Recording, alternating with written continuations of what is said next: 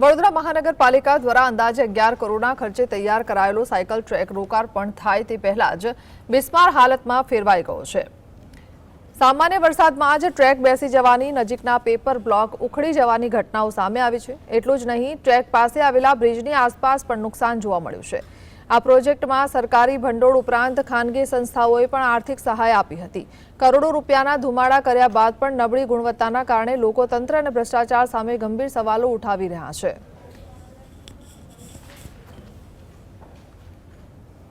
આજે તો આ વડોદરા શહેરમાં સાયકલ ટ્રેક બે ફેલ ગયા અને બે ફેલ જવામાં બી કરોડો રૂપિયા ગયા। આ સમાનો સાયકલ ટ્રેક છે, મારા ખ્યાલથી 11 કરોડ રૂપિયા જેટલો માતબર ખર્ચ છે। સંસ્થાએ પણ મદદ કરી છે, તો 11 કરોડ એટલે મોટી રકમ થઈ ગઈ ને। વડોદરા શહેરના નાગરિકો માટે સંસ્થાએ પણ મદદ કરી છે, તો આ સાયકલ ટ્રેક અત્યારે ધોવાની તૈયારીમાં છે, તો અત્યારે ધ્યાન આપે અને જે પેવર બ્લોક ઉખડી ગયા છે, જે બીજી ખામીઓ છે એ